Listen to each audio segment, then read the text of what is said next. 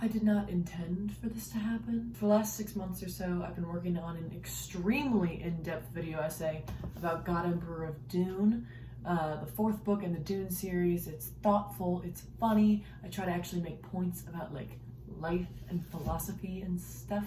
That was supposed to be my big debut onto the video essay scene. But sometimes when there is injustice in this world, plans have to be put on hold so that a hero can rise. And if no one else is going to do it, it looks like it's going to have to be me. It's no secret that I'm a big Panic at the Disco fan. If you follow me on TikTok, you already know that I've recently gone down a rabbit hole re-listening to and ranking all of their albums. And if you need any further proof, please see Exhibit C, this photo of me in 2016. Thank you. Suffice to say, we've been in the trenches. I have witnessed firsthand the falling off of one of the first bands I ever really loved. With the recent release of their new album, or rather I should say his new album, Viva Las Vengeance, there's been a resurgence in the Brendan Urie hate movement. And I am not here to stop you. She might have been, but not me. I'm older now, wiser, better at parting my hair. And I am here, armed with an array of critical thinking skills, to attempt the impossible. I am going to try to take Viva Las Vengeance seriously. We're all in agreement that it's, well, I don't like to use the word bad when it comes to critiquing art because I don't think that it's helpful. It's broken, it's hollow. It makes me yearn for those early days when sincerity and cynicism were perfectly balanced by quick wit and elaborate aesthetic. It's like season 4 of Glee, you know what I mean? But like if Rachel Berry was the only remaining character. This thing is so bloated and reeking of hubris, you can physically feel the band's legacy crumbling around you. This album is so insistent that it has some kind of deep message or through line. There are like Easter eggs, there are characters, and everyone online seems to be so preoccupied with how this thing sounds that I'm not seeing anyone talk about like the words and like what this thing's actually trying to say. It's like the process of listening to it is just too painful for anyone to take the time to sacrifice to actually try to analyze it on a deeper level. It's like the sheer volume of the high notes, both audibly and quantitatively, form this piercing shield around whatever this album was supposed to be. Well, I'm here as a brave adventurer, and I plan to jump down that rabbit hole and hear Brendan Urie out, and with any luck, we'll emerge with an even better understanding of just why this thing is the way that it is, and also how it could have been avoided. Part 1, a brief background. Panic at the Disco was formed in 2004 in Las Vegas by high schoolers and friends Brendan Urie, Ryan Ross, Spencer Smith, and Brent Wilson. Ryan was originally the singer, and Brendan played the guitar, but then they found out that Brendan had a great voice, and so he became the frontman, with Ryan still writing all the lyrics. They got popular on MySpace because Ryan was emo, and he would post poetry and sassy little scene kid photos. And then their demos were discovered by Fall Out Boy, and they signed to their label, and the rest is history. Their first album is A Fever You Can't Sweat Out. Hold on, I have it here somewhere. There we go. It's this one. It's that one with Closing the Goddamn Door. It is a seminal classic. It's emo, it's dance, it's burlesque, it's everything. If you haven't listened to it, leave this video right now and go educate yourself. You don't even have to come back. Like, truly, a better use of your time would be listening to this album, looking up the live recordings of when they performed this on stage. They have like burlesque dancers and like the sets. Please. Somewhere in this era, Brent Wilson left and was replaced by a guy named John Walker. Pretty Odd is the Ryan Loves the Beatles era. It also makes me feel like a moomin, and it recurrently becomes my entire personality every single spring. Throughout Fever and Pretty Odd, there were a lot of dating rumors between Brendan and Ryan, and it's pretty cut and dry. If you squint at the lyrics on Pretty Odd for like a sec, it's pretty easy to see how people would think that. Obviously, not really my place to speculate, but to me it's pretty clear there is at least a very deep friendship here. And then it ended. Ryan Ross and John Walker left Panic, with Ryan citing creative differences between himself and Brendan as the main reason for the split. Ride-in believers will tell you it's because they broke up, but you did not hear it from me. Point being, it was an emotional split, and it could have easily been the end of Panic. But Brendan and Spencer stuck it out, and honestly, I'm glad they did, because Vices and Virtues is genuinely great. Do I not own Vices and Virtues? Holy shit, I don't own Vices and Virtues. What is wrong with me? I knew I was missing one. Pretend I'm holding it. I'll buy it. I'll go get it. Nearly Witches, look at me. Nearly Witches is an absolute anthem, although it is a stolen demo that Ryan made, and then Brendan changed all the pronouns to female so it wouldn't sound gay. Didn't hear it from me. This is also when Dallin Weekes joined as bassist, and he would become a huge asset lyrically. He made the demos for some of the best songs on their next album.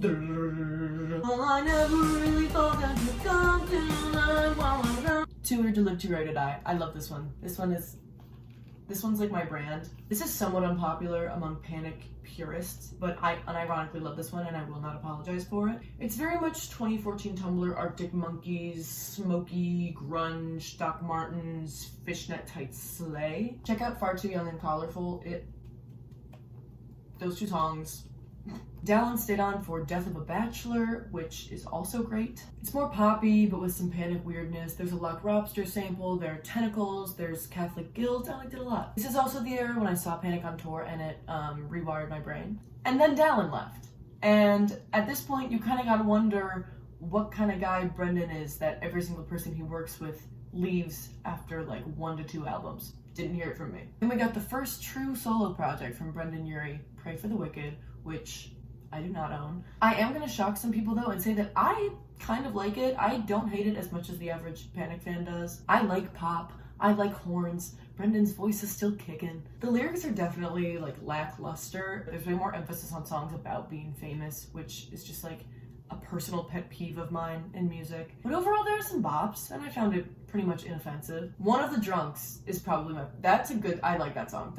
Listen to One of the Drunks, that's a good song. Brendan Urie was feeling on top of the world. He proved that he could make an album without any of those pesky bandmates. A little lackluster, but he could still do it. He could still pull it off by himself. And he was topping the charts. High Hopes was playing all over the damn place. You couldn't escape from it. He was on top of the world and nothing could bring him down. And then it was 2020 and everyone found the many, many videos of him saying the N-word live on stream. And also there were like some allegations of him being like weird with minors. He apologized, I think. Some things were like disproven or not disproven. I'm not trying to be irresponsible, but it's like, with this kind of thing, it's always so wishy-washy. It's like, I truly don't have an answer for you as to like what happened. But he was effectively canceled and we all kind of moved on. And he took some time off.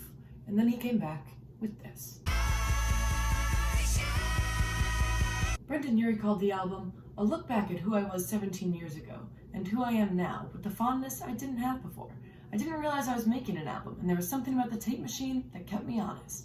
The album was also described as a cinematic musical journey about the fine line between taking advantage of your youth, seizing the day, and burning out. So let's address the elephant in the room. From the very beginning, Brendan Urie has been that guy with the voice. And it's true, he has a great voice. So why is the word on the street that his voice sounds terrible in this album? Well, there are a few reasons. First of all, every single artist uses auto-tune. It doesn't matter who you listen to, how acoustic they are, every single song uses pitch correction or auto-tune, even if it's like sliding one note half a semitone up just to make it sit in the chord better. Everybody uses pitch correction. But vocal legend and modern Icarus Brendan Urie, ever the innovator, elected not to use it in favor of a retro tape cassette recorder. Meaning that there are pitches in this album that are straight up wrong. There's this common idea that like there is no right and wrong in music, and I agree with that to an extent, but there are some pretty concrete rules about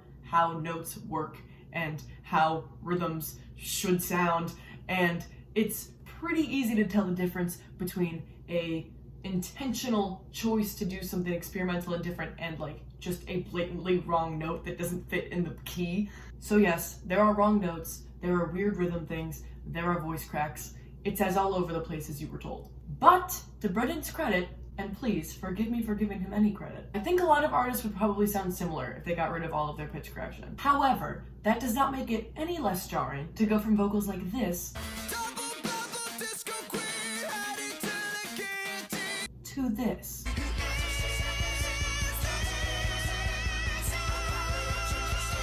It's shocking. The instrumentation throughout is fine.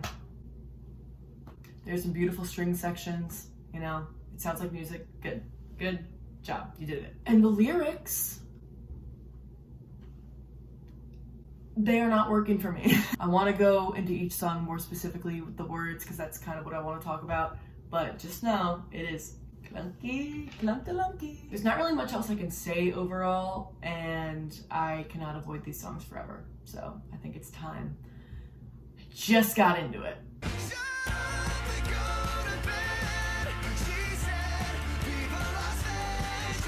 Infamously, I actually like this one. This was the main single, and when it came out, I was actually so excited for what else this album would bring. The build up into the horns at the end.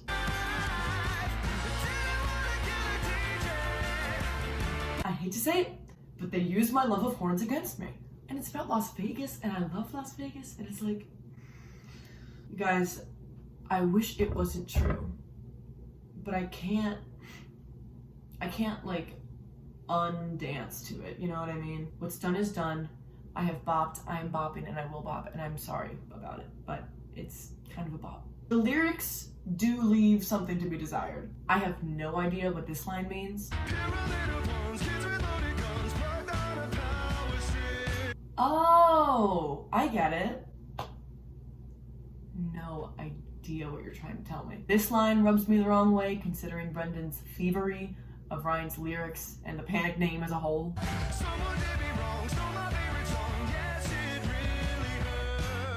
The rhyme scheme in this line is almost childish.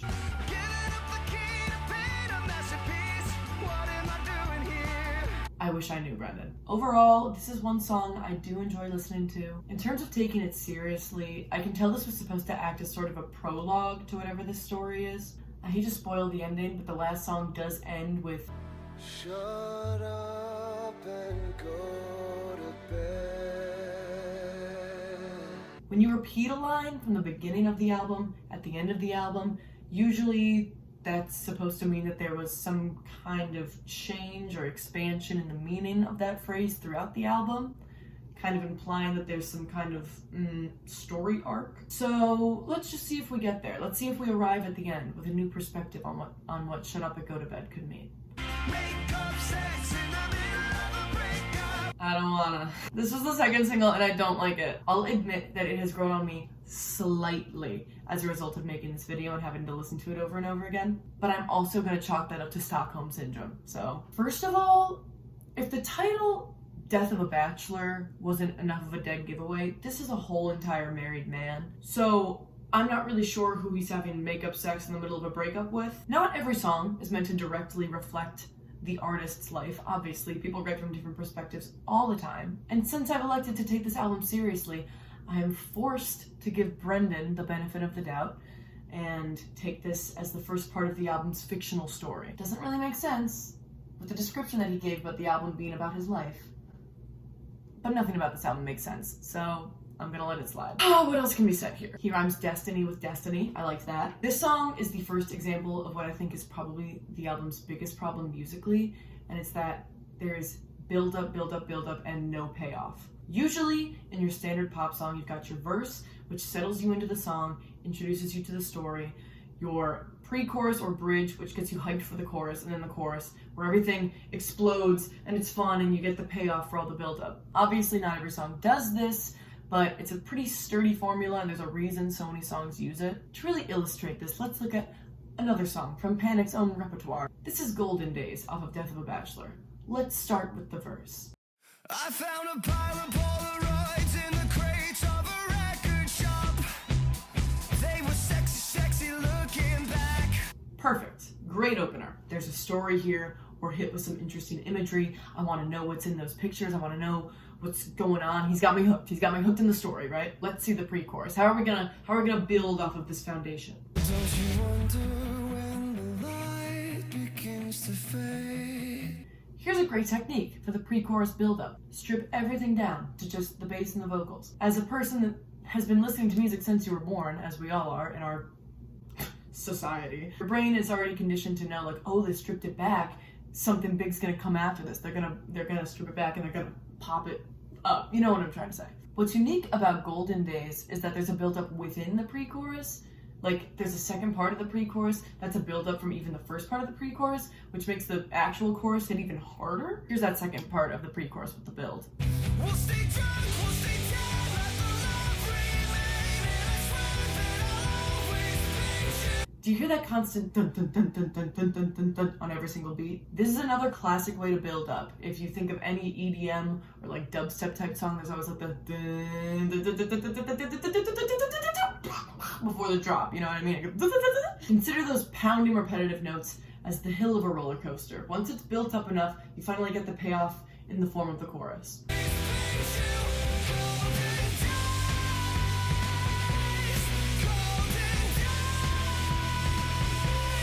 The beat finally stops pounding and breaks into a danceable, beltable, boppy little fun moment. It's satisfying. It makes the build-up worth it. A lot of songs on Viva Las Vengeance feel like they are all pre-chorus. Middle of a Breakup does this bizarre thing where it has a pre-chorus that seems to be building perfectly to the chorus, and then it's like Brendan couldn't decide if he wanted to rewrite it or not, so he just added a second pre-chorus right after. You and me don't deserve each other. We ain't no stalkers, lovers. We just get carried away.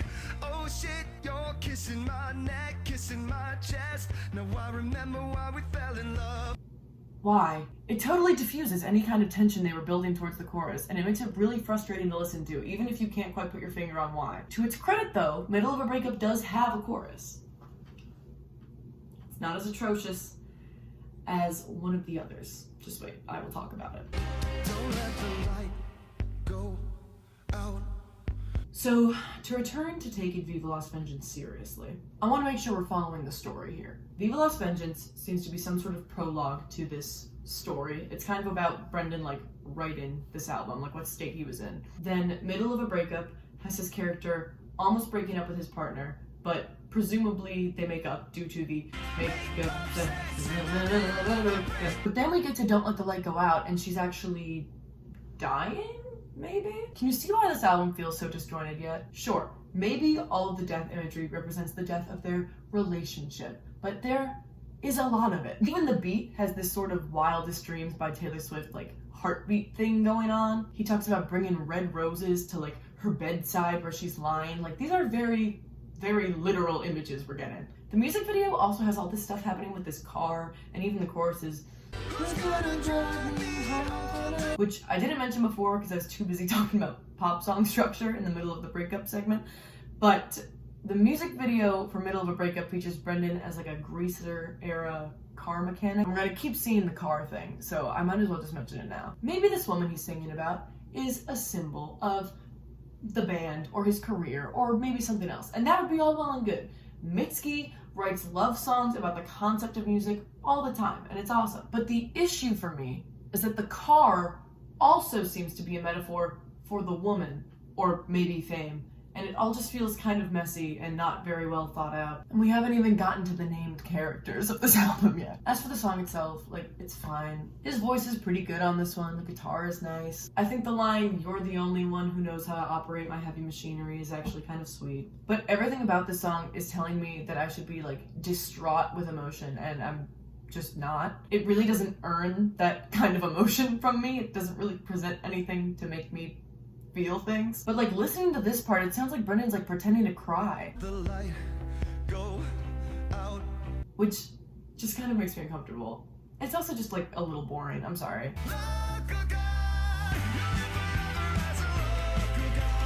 So remember that Panic at the Disco history lesson that I gave you earlier? This is why. This is the first song that actually kind of fits the concept that Brendan gave for the album. And that's good, I guess. The chorus on this one is pretty catchy, but I hate it. It fills me with so much rage. Would you like to know why? Would you like to know why? Okay, keep in mind everything I told you about the history of Panic at the Disco while I read these lyrics. We signed a record deal at 17, hated by every local band. They say we never paid our dues, but what does that mean when money never changes hands? It's 2021 and I'm almost famous, but you never really cared about that. Local god, you'll live forever as a local god. It's even better than the thing you're not. Are you teaching little kids how to rock and roll? Did you ever get weighed down by your heart of gold because you only really cared about that? Did you ever get your money back? I want an apology with tears, and I want you to mean it. The absolute nerve to write and release this song under the Panic name. And you may be saying, Well, Mary, that didn't seem that bad to me. Surely he's being sincere here. He genuinely must not like the fame, and he looks up to his ex-bandmates for staying true to themselves and not selling out. In taking this album seriously, I guess I have to consider that as a possibility. But I would like to rebuttal with the fact that this is the same man who wrote Emperor's New Clothes. I'm taking back the crown. I'm all dressed up and naked. I see what's mine and take it. I'm finding it difficult to take this song in good faith. What am I supposed to think? That Brendon Urie is some kind of martyr for capitalizing off of the legacy of his high school friends, who he apparently didn't treat very well considering they all left the band? I don't claim to know what happened between the previous members, and it's not my position to speculate, but here's what I will say. In the best case scenario, this is extremely tone deaf, poorly thought out, and borderline in bad taste. Next, please.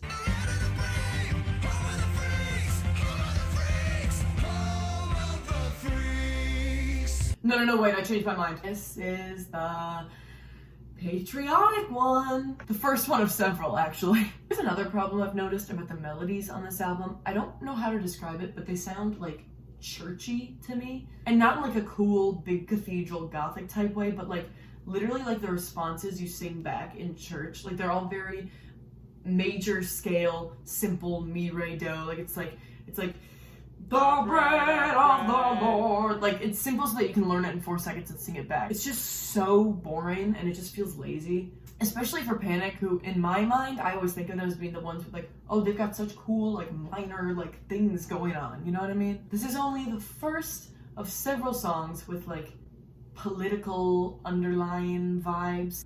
Oh joy. It's pretty widely known that Brendon Urie was avidly against Trump using his song Highest Hopes off of Pray for the Wicked in like his ads and at campaign rallies or whatever, which is like, okay, thank you, woke king, doing the bare minimum. It also really feels like he's trying to get that hip, young, leftist Gen Z audience that he presumably lost due to the rightful cancellation. But of course, we're trying to take this seriously, so just remember that America was mentioned, and we're gonna move on. They're looking right at you from the posters in your room. No, kids, I'm not pulling over. No, we have Bohemian Rhapsody at home. This one is just egregious. It's so clearly an homage to Bohemian Rhapsody, and like, listen, you are allowed to make references in music, you are allowed to use samples, interpolation. Kanye has made a whole career off of it. But this doesn't offer anything new. It's just Bohemian Rhapsody, but less specific. It's literally like great value brand Bohemian Rhapsody. If you're gonna do something like this, at least give me something new so that there's a reason to listen to this rather than the original. Because right now it's like, why am I not just listening to Bohemian Rhapsody? Not to mention, Brendon Urie already did a whole ass cover of Bohemian Rhapsody for the Suicide Squad movie. Was that not enough for you, Brendon? Is nothing sacred? There's also just so many references to rock and roll on this album. And it's just a pet peeve of mine, but it reminds me of that part of in Middle Edition Schwartz when they're making fun of people that go to music festivals. Rock and roll, rock and roll. I don't know. Music about how cool music is, like, pisses me off. I'm sorry. Not really much else to say here. Just listen to Bohemian Rhapsody.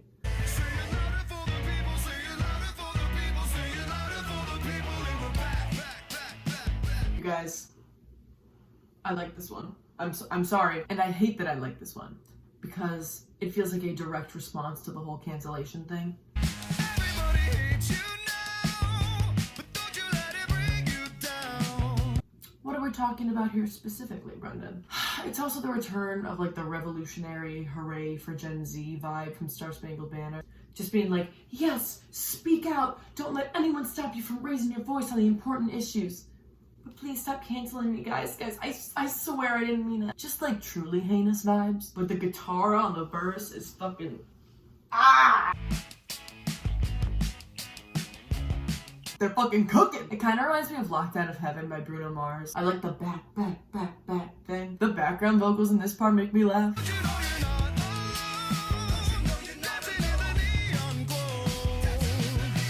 Dancing in the neon glow. It's so aggressive. There's not much add to the lore here though, so next. I'm uncomfortable. This is the Sexy song. The name is gross. I'm sorry. It means exactly what you think it means, and I hate it. The pre-chorus is literally just so much rock and roll music buzzword gobbledygook. Velveteen metal, STP, sunshine for the devil and the dashboard queen. Rock and rock and roll, rock and rock and roll. I'm in pain. But this one does finally address the woman and the car stuff. Yes, maybe now we can delve deeper into these symbols and figure out what they mean. Your car, your woman, your drug. You're all of the above, baby. Oh, I get it. It's stupid. The music video tries to make it seem like this song is like satire about like rock stars that end up selling out and making gibberish songs.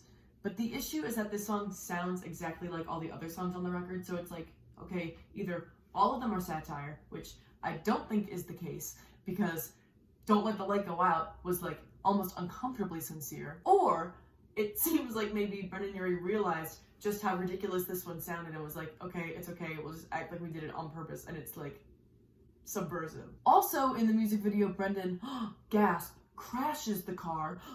The symbolism, if we're taking it seriously, I guess maybe the car is Fame or the band, or maybe he sells out and gets irresponsible and crashes it. Okay. And then him and the woman are like on the rocks because of this. Okay. But she is also the car and also a drug. So he's saying that fame and drugs tear him apart from his loved ones. Okay, he's been telling us this for the last 3 albums. See Hey Look Ma, I Made It for a great example. Artists often have familiar themes that they return to, and that is perfectly fine, and for sure, fame is a really big lifestyle change. I'm sure it's really hard when people get famous to cope with and adjust to that. But when it's presented as bluntly and uncreatively as it is here, it gets really old really fast, and all sort of starts to sound like Champagne Problems, like The Thing, not the Taylor Swift song. I wish I was listening to that instead right now. Holy shit. It's just really clunky symbolism, and it just feels like he didn't put any thought into it. It's disappointing, but we've got plenty more tracks, so let's see if it gets cleared up. Maggie, don't you know? She's got a real fuse, about to play. This song is just Brendan trying to do Pretty Odd by himself, and unfortunately, I love it. It's just like they used my love of horns in Vegas against me in Viva Las Vengeance. They are using my love for Pretty Odd against me, and I can't be held responsible. We finally get something slightly more concrete in this song about that juicy lore in this album. We get our first named character, baby. It's also kind of sort of a murder ballad.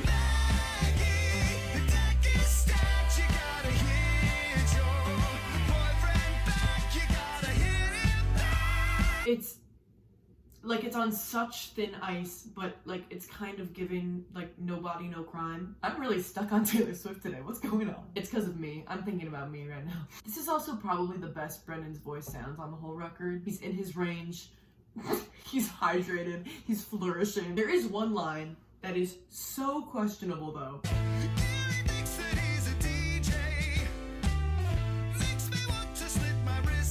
Brendan! Brendan! You can't say that, Brendan! The astute Panic at the Disco fan will point out that there was a similar lyric on A Fever You Can't Sweat Out, and I'm not saying that was much better or anything, but I will say that it certainly feels different when it was written by a high schooler that looks like this in 2004 versus being written by this man in the year of our Lord 2022. Brendan! You can't say that, Brendan! Anyway, this song is about Maggie and how she's a hothead douchebag DJ boyfriend. Is Maggie the same car woman drug that was mentioned before?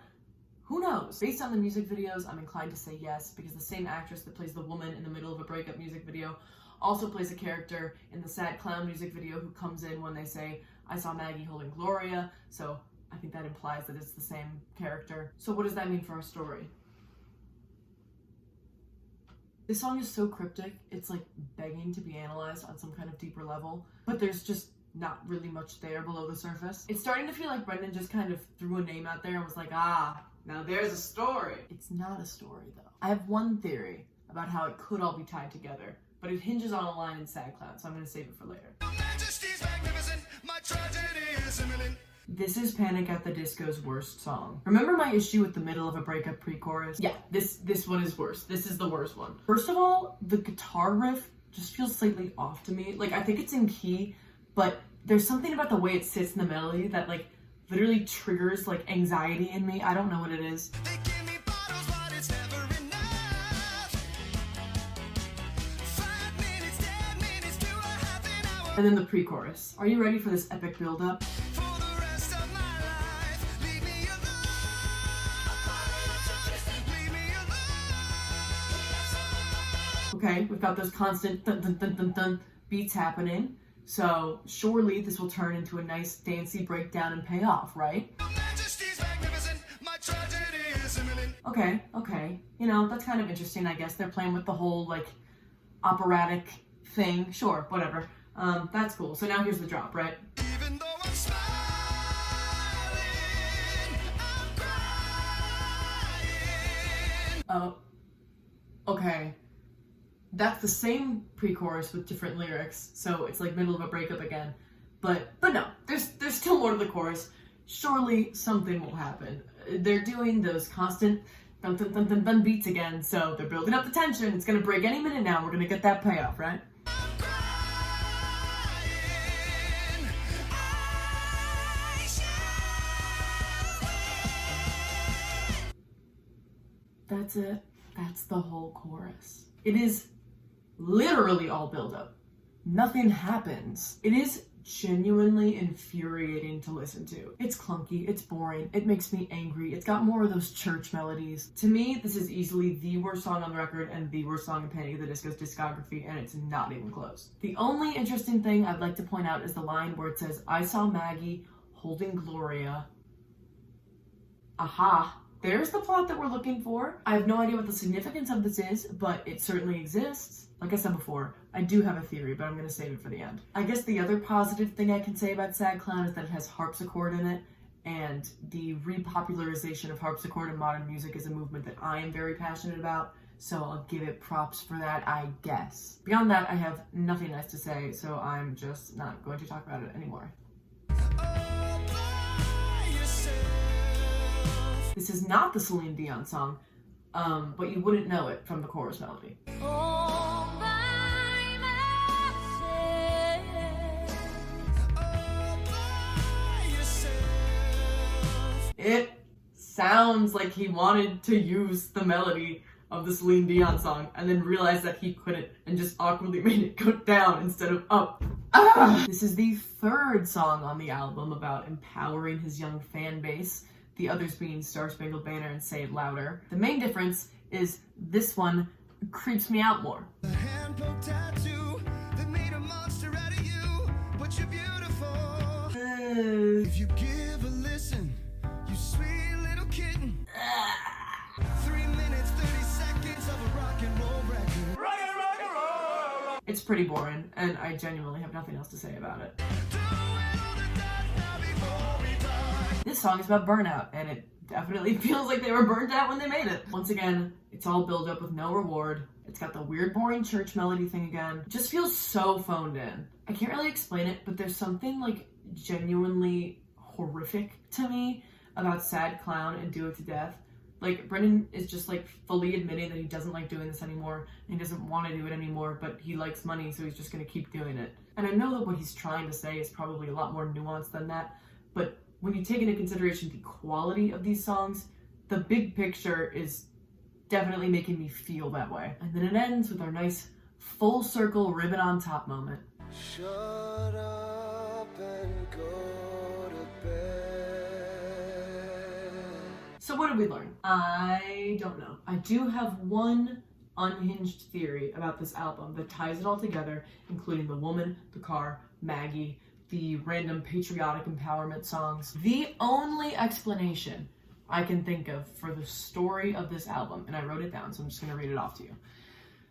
The story of this album, if you could call it that, is that Maggie, aka the woman and the car and the drug, is America, or maybe the American dream, and her playlist-making hot-headed boyfriend is Donald Trump, using high hopes in his campaign, and Brendan, who rode the car/woman of the American dream to the top, is now separated from her and lonely because of his cancellation, and is desperately trying to empower the cancellers themselves, Gen Z, also possibly the woman, aka Maggie, so that they are strong enough to leave their abusive boyfriend Trump and realize that Brendan is maybe not that bad in comparison. I said it was an explanation. I didn't say that it made a lot of sense. My only other supporting evidence for this is that the title Something About Maggie could be abbreviated as SAM, aka Sam, aka Uncle Sam. My mind, my brain, I'm a theorist, I have ideas. And also, of course, the line in Sad Clown about Maggie holding Gloria, which I thought was like another word for the American flag, but I was Googling about that to make this and I couldn't find anything, so I think I might have just made that up. There's also a line in Viva Las Vengeance about killing the DJ, so that is maybe connected as well. Taking this album 100% seriously, looking at it as a single coherent whole, this is genuinely the best explanation I could think of. That should say a lot to you. It's weird. It's convoluted. It's barely even in the album. It's mostly just me grasping at straws because I wanted to try to find a way to tie this together for the video. If Brendan wanted to leave some kind of Easter egg hunt of a story throughout this album, which the music videos would definitely have you believe, then he didn't do a very good job of it. There are no clues to unwrap here other than the ones we are half inventing because we're desperately seeking a central thesis buried under this rock and roll self-aggrandizing bullshit. In summary, I don't think it's as bad as people are saying it is. Some of these songs definitely grew on me in the course of making this video, but is it on par with the rest of Panic at the Disco's discography? And even if the record's quality as a whole isn't as bad as people are saying, that doesn't make the lyrics any less weird, questionable, and borderline problematic. It just means they're maybe a little bit catchier than I initially thought. But I still feel weird listening to it, and it is going to be a Panic album I will not be adding to my collection. I guess a takeaway for any artists watching this: albums don't have to have a concrete story, but if you're gonna hint at it with character names, at least put in the effort to make it make sense. To reference Taylor Swift for the 100th time in this video for some reason, Folklore does a great job of this. Not all of the songs are one story, but the 3 songs that are connected as a story do so with very concrete images that tie them together. You know that Cardigan is from Betty's perspective because in the song Betty, James describes Betty as wearing a cardigan. Do you see how streamlined that is? Versus this album, where you've got Maggie, the woman car, who is also a drug and maybe America, and her boyfriend is a DJ, but also Brendan is dating her because they're having sex in the middle of a breakup. But also she died, but maybe she didn't because she's the American dream, and actually Brendan is the sad clown because he has to keep making money off of his stolen legacy. Boo-hoo! It's just clunky. I tried my best to give it a fair shake and take what it was saying seriously, but it really didn't say anything. And in the end, I'm just left feeling kind of weird and hollow. Go listen to old Panic at the Disco and just soak in how prolific Ryan Ross's lyricism is at such a young age. It's actually ridiculous. Check out Too Weird to Live, Too Rare to Die to feel like the Tumblr baddie you've always wanted to be. And stream my album Low, Low, Low. There she is. Stream my album Low, Low, Low, but only if you are going to be much, much nicer to it than I just was to Viva Las Vengeance, because this is my debut. I'm an indie artist, you know. I do not have as much experience under my belt as Brendan Urie, so there should be 0 expectations. So actually you can't say anything, man. Okay, thank you for watching. Stay tuned for my God Emperor video essay coming hopefully sometime. Okay, thank you. Bye.